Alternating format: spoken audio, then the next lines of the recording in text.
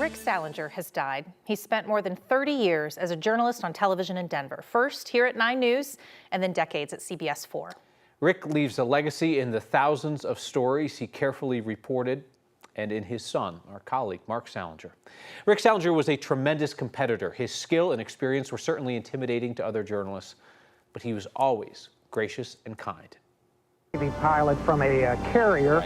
You quickly got to know who Rick Sallinger was because Rick was always at the big story. Many of the people live in this neighborhood. You'd see Rick walking down the hall of the courthouse and you'd be like, okay, I got to bring it today. This is World News with Rick Sallinger in London. Welcome to World News. You're kind of in awe of him because you knew that he had been in town for a very long time, that he had worked for CNN, and your job every day was to go out and try to work on the same story that Rick was working on. Getting beat by Rick Sallinger on a story was like getting dunked on by LeBron James. There was no shame in it. It was bound to happen to you if you were a younger reporter in town. You were going to get beat by Rick because Rick was really good. But competing against him was a joy because he was such a joy. Larry, I don't know how hard the wind is blowing here. You knew Rick would be relentless.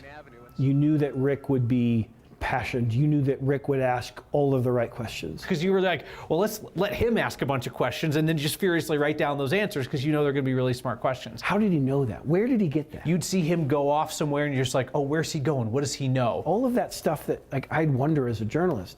And then, you start to do this for longer and you're like, oh, it's because he's really good at his job. Police are unprepared to say for sure that all these crimes are connected. He's the kind of guy that could beat you on a consistent basis. And you didn't hate him, you respected him.